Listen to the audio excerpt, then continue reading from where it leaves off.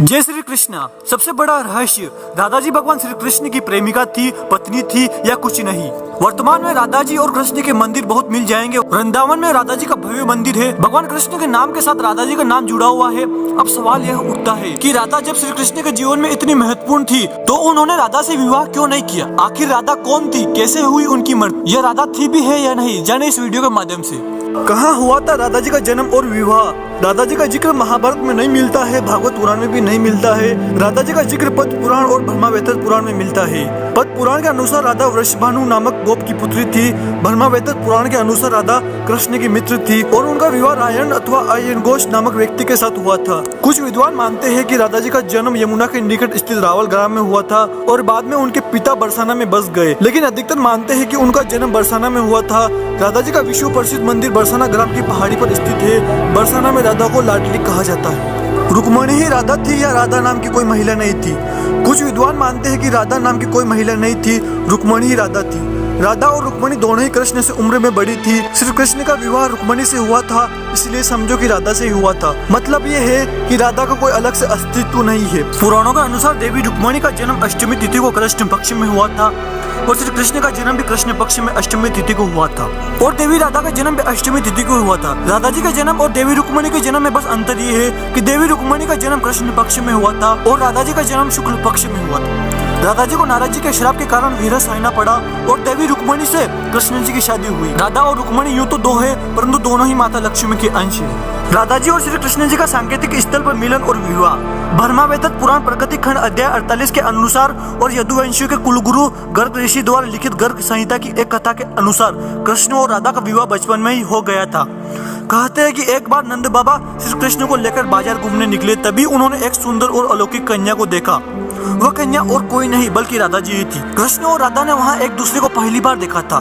दोनों एक दूसरे को देखकर मुग्ध हो गए थे। जहाँ पर राधा और कृष्ण पहली बार मिले थे उसे संकेत तीर्थ कहा जाता है, जो कि संभवतः नंदगांव और बरसाने के बीच है।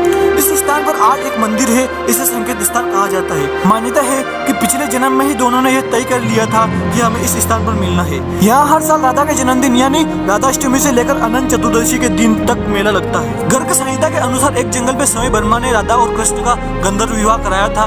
कृष्ण के पिता उन्हें अक्सर पास के भंडीर ग्राम में ले जाया करते थे। वहाँ उनकी मुलाकात राधा से होती थी। एक बार की बात है कि जब वे अपने पिता के साथ भंडीर गांव गए थे तो अचानक तेज रोशनी चमकी और मौसम बिगड़ने लगा। कुछ समय में आसपास सिर्फ और सिर्फ अंधेरा छा गया। इस अंधेरे में एक पारलौकिक शख्सियत का अनुभव हुआ। वह राधा रानी के अलावा और कोई नहीं थी। अपने बाल स्वरूप को छोड़कर श्री कृष्ण ने किशोर रूप धारण कर लिया और इस जंगल में ब्रह्मा जी ने विशाखा और ललिता की उपस्थिति में राधा कृष्ण का गंधर्व विवाह करा दिया। विवाह के बाद माहौल सामान्य हो गया तथा राधा, ब्रह्मा, विशाखा और ललिता अंतर्ध्यान हो गए। भगवान कृष्ण ने नहीं निभाया वादा।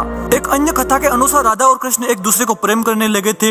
उस वक्त कृष्ण की उम्र 8 और राधा की उम्र 12 वर्ष थी। जब यह बात राधा के घर के लोगों को पता चली तो उन्होंने उसे घर में ही कैद कर दिया। ऐसा किए जाने के कई कारण थे।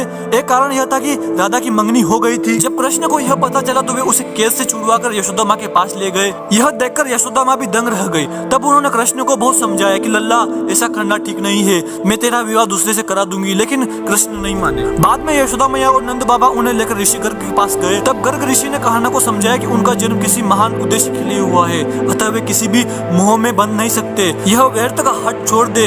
यह सुनकर कहना उदास हो गए और उस दौरान उनका बुलावा मथुरा के लिए आ गया। तब वे वृंदावन छोड़कर हमेशा के लिए मथुरा चले गए। कृष्ण जाते वक्त राधा से ये वादा करके गए थे कि वो वापस आएंगे, लेकिन कृष्ण कभी राधा के पास वापस नहीं आए और यही दर्द हमेशा राधा और कृष्ण के मन में रहा। नारद के श्राप के कारण राधा और कृष्ण को विरह सहना पड़ा। रामचरितमानस के बालकांड के अनुसार एक बार विष्णु जी ने नारद जी के साथ छल किया था।